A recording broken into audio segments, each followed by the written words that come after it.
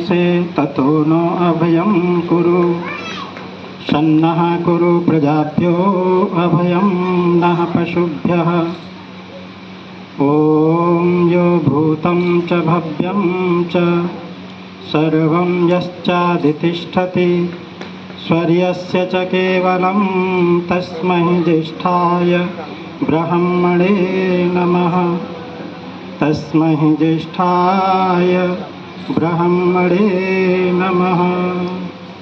ॐ शान्तिः शान्तिः शान्तिः।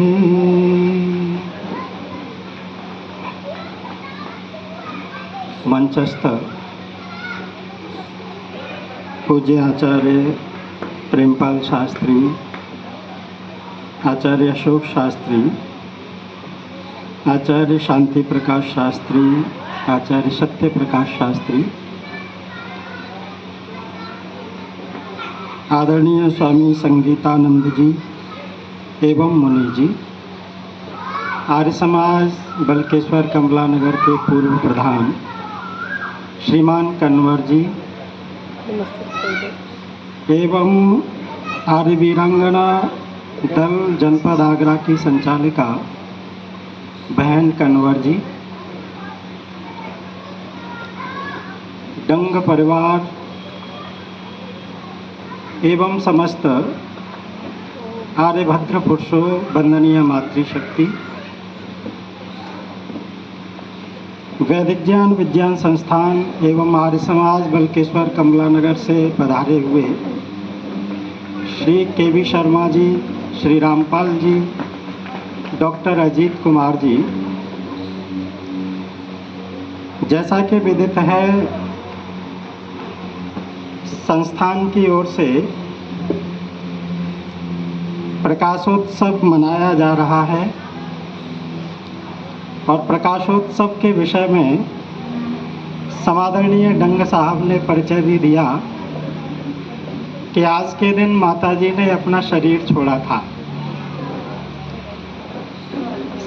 महुआ खेड़ा से आदरणीय डॉक्टर साहब भी हमारे बीच में उपस्थित हैं, राम प्रसाद जी। तो माताजी ने आज के दिन शरीर का परित्याग किया था और आगे के शरीर को उन्होंने प्राप्त किया, क्योंकि आत्मा निरंतर चलता रहता है। एक शरीर को छोड़ता है, नए शरीर को प्राप्त करता है। लेकिन माताजी ने यहाँ पर यज्ञशाला में अग्नि की भी स्थापना की और अग्नि नाम ऊर्जा का है। जहाँ पर अग्नि है वहाँ पर गति है और जहाँ अग्नि नहीं है वहाँ पर गति नहीं है। इसीलिए जब विवाह संस्कार किया जाता है तो वहाँ पर अग्नि की ही परिक्रमाएं की जाती हैं। प्रेरित किया जाता है कि गृहस्थ जीवन में तो जा रहे हो, लेकिन गृहस्थ जीवन आलसियों के लिए नहीं है। इसमें निरंतर गतिमान होकर के रहना है। और हम वाक्य भी बोलते हैं, असतो मा सदगमय तमसो मा ज्योतिर्गमय। हम असत्य से सत्य की ओर चलें और तमस से ज्योति की ओर चलें। तो ये जो प्रकाशोत्सव है हमें ज्योति की तरफ ले जाने का कार्य करता है। सूर्यो ज्योतिर्ज्योतिः सूर्यः स्वाहा। ये संसार में जितनी भी ज्योति दिखाई दे रही है, हे परमेश्वर, ये समस्त ज्योति आपकी ही ज्योति है। संपूर्ण संसार आपसे ही ज्योतित हो रहा है। तो उस परम ज्योति को प्राप्त करने का हमें उपाय करना चाहिए। परम ज्योति को प्राप्त करने के लिए हमें पुरुषार्थ करना चाहिए। इसीलिए बार बार बोलते हैं, त्र्यंबकम यजामहे सुगंधिम पुष्टिवर्धनम उर्वारुकमिव बंधनान् मृत्योर्मुक्षीयमामृतात्। हे परमपिता परमात्मा, आप मुझे मृत्यु से अलग कर दो लेकिन अमृत से अलग मत करो। अमृत क्या है? तो अमृत माने मुक्ति है, मोक्ष है। और मोक्ष में क्या है कि हम परमेश्वर को प्राप्त कर लेते हैं और परमेश्वर की व्यवस्था में निवास करते हैं। तो प्रकाशोत्सव है, हमें अपने जीवन में प्रकाश को प्राप्त करना चाहिए। अज्ञान से ज्ञान की तरफ बढ़ने का कार्य हमें करना चाहिए। यही प्रकाशोत्सव हमें संदेश देता है। एक मंत्र आता है और मंत्र कहता है कि हमें विद्या को भी जानना चाहिए और अविद्या को भी जानना चाहिए। अब ये विद्या क्या है और अविद्या क्या है? तो उपनिषदों में बताया कि एक पराविद्या है और एक अपराविद्या है। और ये अपराविद्या और पराविद्या अर्थात एक भौतिक ज्ञान है और एक आध्यात्मिक ज्ञान है। तो हमें भौतिकता से आध्यात्म की तरफ बढ़ने का कार्य करना चाहिए, आध्यात्मिकता की तरफ जाने का उपाय करना चाहिए। अब कहेंगे कि भाई आध्यात्मिकता की आवश्यकता क्या है? अभी डंग साहब बता रहे थे अपने उद्बोधन में कि आगरा कॉलेज से संस्कृत समाप्त हो गई, लेकिन इस आश्रम में संस्कृत शिक्षा की कक्षाएं निरंतर संचालित हैं। तो संस्कृत हमें क्या सिखाती है? तो संस्कृत हमें निर्माण सिखाती है, अर्थात संस्कृत के द्वारा निर्माण होता है। हमारे जीवन में आध्यात्मिकता आती है। और ये आध्यात्मिकता क्या है? तो आध्यात्मिकता का तात्पर्य है सुख देना, स्नेह देना, प्यार देना, सम्मान देना। एक माँ अपने बच्चों से सुबह शाम संध्या कराती थी और उनसे कहा करती थी कि जब भी स्कूल जाओ तो स्कूल जाने से पहले संध्या अवश्य करो। एक दिन क्या हुआ कि बच्चे लेट हो गए थे, तो उन्होंने बैग उठाया और बैग उठा करके दौड़ने लगे स्कूल के लिए। तो माँ ने कहा नहीं नहीं, पहले संध्या करो तब स्कूल जाओ। बच्चों ने कहा आज हम लेट हो गए हैं, इसीलिए आज संध्या नहीं करते हैं, कल ज़्यादा संध्या कर लेंगे, देर तक कर लेंगे। तो माँ ने कहा नहीं नहीं, विद्यालय के लिए भले ही लेट हो गए हो लेकिन संध्या तुम्हें करनी ही पड़ेगी। अब इस बात को एक पड़ोसी देख रहे थे तो वो पास में आ गए और कहने लगे बच्चे ठीक ही तो कह रहे हैं कि एक दिन संध्या नहीं करेंगे तो क्या नुकसान हो जाएगा। अरे कल डबल संध्या करवा लेना, ज़्यादा समय संध्या के लिए लगा लेंगे। तो फिर वो माँ समझाते हुए कहती है कि देखो भाई साहब, जो मेरा भाव है उस भाव को आप नहीं समझ पा रहे। यदि इन बच्चों के मन में ये भाव पैदा हो गया कि आज संध्या नहीं की है, कल डबल संध्या कर लेंगे, तो इनके अंदर संस्कार पैदा हो जाएगा संध्या छोड़ने का। किसी दिन ये भी कहेंगे कि सप्ताह में एक बार संध्या कर लेंगे, या महीने में एक बार संध्या कर लेंगे, या वर्ष में एक बार संध्या कर लेंगे। तो जो संध्या करने के संस्कार हैं वो समाप्त हो जाएंगे। तो फिर ये कहने लगा हमारी तो बात समझ में नहीं आई। तो वो माँ उस बात को समझाती है, लेकिन इस बात को समझाने के लिए महर्षि दयानंद सरस्वती का उदाहरण याद आ रहा है, सत्यार्थ प्रकाश का। बार बार पढ़ना चाहिए सत्यार्थ प्रकाश को।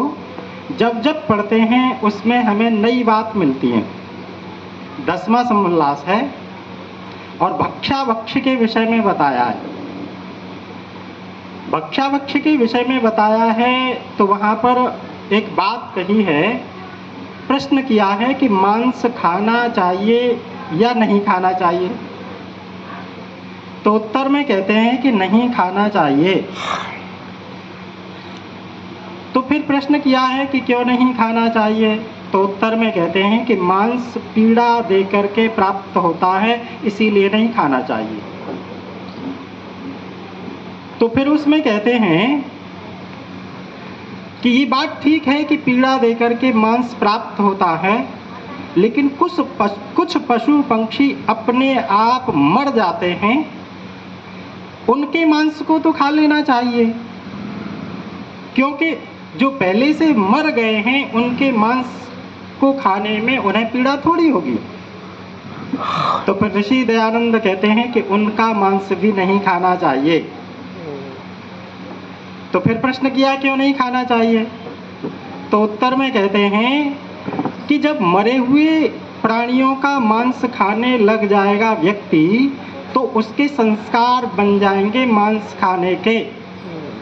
अभी मरे हुए प्राणियों का मांस खा रहा है, लेकिन फिर मार करके खाने लग जाएगा, इसीलिए मरे हुए प्राणियों का भी मांस नहीं खाना चाहिए। तो क्या पता चला कि संस्कार पड़ जाएगा संध्या छोड़ने का, इसीलिए एक भी दिन संध्या नहीं छोड़नी है। अब फिर वो व्यक्ति कहता है कि संध्या छोड़ने से क्या होगा, एक दिन नहीं करेंगे कोई बात नहीं है। तो फिर वो माँ समझाते हुए कहती है कि देखो, मेरे बच्चे संध्या को छोड़ देंगे और पढ़ाई लिखाई में तो योग्य हो जाएंगे, ये अच्छे डॉक्टर बन सकते हैं, इंजीनियर बन जाएंगे, बड़े पदों को प्राप्त कर लेंगे, लेकिन इंसानियत इनके अंदर से समाप्त हो जाएगी। कैसे समाप्त हो जाएगी? जैसे मान के चलो ये डॉक्टर बन जाता है, लेकिन आध्यात्मिकता इसके अंदर नहीं होती है, संध्या करना इसने छोड़ दिया, तो डॉक्टर बन जाने पर ये लोगों का शोषण करने का कार्य तो करेगा, लेकिन पोषण करने का कार्य नहीं करेगा। अर्थात ये लोगों की किडनी चुराने का कार्य तो करेगा, लेकिन लोगों को अच्छा स्वास्थ्य देने का कार्य नहीं करेगा। इसका उद्देश्य ये होगा कि मुझे ज़्यादा से ज़्यादा धन प्राप्त हो, किसी को लाभ हो या हानि हो, इससे कोई फर्क नहीं पड़ता। तो ये डॉक्टर तो बन जाएंगे, संध्या नहीं करेंगे, लेकिन अच्छे इंसान नहीं बन सकते। मान के चलो मेरे बच्चों ने संध्या छोड़ दी, तो ये इंजीनियर तो बन जाएंगे, और इंजीनियर बन जाने के बाद में कहीं पर पुल बन रहा है, और जो पुल बनाने वाले लोग हैं, उस पुल बनाने में खराब सामग्री का प्रयोग किया, तो वो कुछ पैसे लेकर के आएंगे और कहेंगे कि इंजीनियर साहब इतने पैसे ले लो, लेकिन आप हमारे खराब पुल को भी पास कर दो। तो ये इंजीनियर बनने के बाद में पैसे ले लेंगे और खराब पुल को भी पास कर देंगे। अब कुछ समय के बाद में वो पुल गिर जाएगा, कितने लोगों की मृत्यु हो जाएगी इसकी आप कल्पना नहीं कर सकते। तो आध्यात्मिकता समाप्त होने पर संसार में हानि होती है, और जहाँ पर आध्यात्मिकता के साथ में हम भौतिकता की तरफ जाते हैं, भौतिक साधनों का प्रयोग करते हैं, तो उसमें संसार का हित होता है। ऐसे बहुत सारे उदाहरण देखने में आते हैं कि माता पिता वृद्ध हो गए हैं, लेकिन बच्चों के अंदर संस्कार नहीं है, आध्यात्मिकता का भाव नहीं है, तो ऐसे बच्चे अपने माता पिता को वृद्धाश्रम में भेजने का कार्य करते हैं। लेकिन जो बालक या बालिकाएं संस्कारों से युक्त होते हैं, आध्यात्मिकता का भाव उनके जीवन में होता है, चाहे उनके पास में साधनों का अभाव है, लेकिन फिर भी वो माता पिता की सेवा के लिए उद्यत रहते हैं कि माता पिता के ऊपर किसी भी प्रकार का हम कष्ट नहीं आने देंगे। तो कहने का भाव ये है कि विद्याम च अविद्याम च यस्तद्वेदो भयम सह अविद्या मृत्युम तीर्वा विद्यामृतमश्नुते। हमें विद्या को भी जानना चाहिए, भौतिकता की भी जानकारी होनी चाहिए और आध्यात्मिकता की भी जानकारी होनी चाहिए। जब आध्यात्मिकता को और भौतिकता को साथ साथ मिला करके चलते हैं तो इस संसार रूपी नदी से पार हो जाते हैं। ये जो संसार है ये भी नदी है। अस्मन्वती रीयते संप्रबद्धम उत्तिष्ठत् प्रतरता सखाय। अथर्ववेद कहता है कि इस संसार रूपी नदी में पत्थर बहे चले जा रहे हैं, इसीलिए सभी मिलकर के पुरुषार्थ करो और इन पत्थरों से बच जाओ, दुख रूपी पत्थर। तो ये जो संसार है, इस संसार रूपी नदी से पार होने का कार्य हमें करना चाहिए। संसार रूपी नदी से पार हम तभी हो पाएंगे जब विद्या और अविद्या अर्थात भौतिकता और आध्यात्मिकता को साथ में लेकर के चलेंगे। एक उदाहरण मेरे को याद आ रहा है, डंग साहब को कहीं जाना होगा, जाने दो आप इधर ही ध्यान रखो। एक गांव में आग लगी थी, 2 बजे समाप्त होगा वैसे, लेकिन ज़्यादा समय मैं नहीं लूँगा, 1 मिनट ही लूँगा। तो एक गांव में आग लगी थी, सब लोग कर रहे थे कि आग से बता जाए, दौड़े चले जा रहे थे। तो 2 उस गांव में लड़ा था और अंधा था। ये कहने लगे कि हमें भी चाहिए इस आग में से हल निकालिए, लेकिन ये एक व्यक्ति कहता है कि इतना समय है कि हम तुम्हें निकालें। तुम ऐसा करो, दोनों आपस में मिल जाओ, दोनों आपस में मिल जाओगे तो तुम इस आग में से बाहर जाओगे। तो उन्होंने कहा कि हम कैसे मिल जाएं और कैसे बाहर हो जाएं, मेरे से चल नहीं जाता है, रहता ही नहीं था। तो उस व्यक्ति ने कहा देखो तुम दोनों में से जो व्यक्ति अंधा है उसके पैर नहीं चल सकता है, लेकिन जो व्यक्ति लंगड़ा है उसकी आंखें हैं, वो आंखों से रास्ता देखता है। तो जो अंधा व्यक्ति है जिसके पैर हैं, वो लंगड़े व्यक्ति को अपने कंधे पर बिठा ले। लंगड़ा व्यक्ति अपनी आंखों से रास्ता बताता चला जाएगा, बड़ा व्यक्ति अपने पैरों से चलता चला जाएगा। इस तरह से आग में से बाहर निकल जाओगे। ऐसा ही किया, अंधे व्यक्ति ने लंगड़े को अपने कंधे पर बिठा लिया, लंगड़ा व्यक्ति अपनी आंखों से रास्ता बताता गया और अंधा व्यक्ति अपने पैरों से पार होता गया और उस आग में से दोनों बाहर आ गए, दोनों की रक्षा हो गई। इसी तरह से 2 शक्तियां हैं, एक भौतिकता है और एक आध्यात्मिकता है। भौतिकता के पास में पैर हैं लेकिन आंखें नहीं हैं, और जो आध्यात्मिकता है उसके पास में आंखें हैं लेकिन पैर नहीं है। तो भौतिकता के ऊपर हमें आध्यात्मिकता को बिठा लेना चाहिए। आध्यात्मिकता के द्वारा हमें रास्ता मिलता चला जाएगा और रास्ता मिलता चला जाएगा तो इस संसार रूपी नदी से पार हो जाएंगे, तर जाएंगे। तो हमें आध्यात्मिकता प्रकाश देने का कार्य करता है। तो आज प्रकाशोत्सव में आप उपस्थित हुए हैं, आप प्रकाश प्राप्त करें, अपने जीवन को प्रकाशमान करें और संसार को भी प्रकाशित करने का कार्य करें। जब मंत्र बोला जाता है अयंत इदम आत्मा जात वेदस्ते नेभ्यस्व वरदस्व चित्त वरदय, हे परमपिता परमात्मा आप मेरे आत्मा को समिधा बना दीजिए। जैसे ये समिधा अग्नि को प्राप्त करके प्रकाशित हो जाती है, इसी तरह से मैं भी आपके प्रकाशमान हो जाऊं। मैं तो प्रकाशवान हो जाऊं लेकिन संसार को भी प्रकाशित करने का कार्य करूं। प्रकाश तब हमें प्रकाश की तरफ ले जाने का कार्य करता है। तो आप भी बड़ी श्रद्धा के साथ में मेरे समय थोड़ा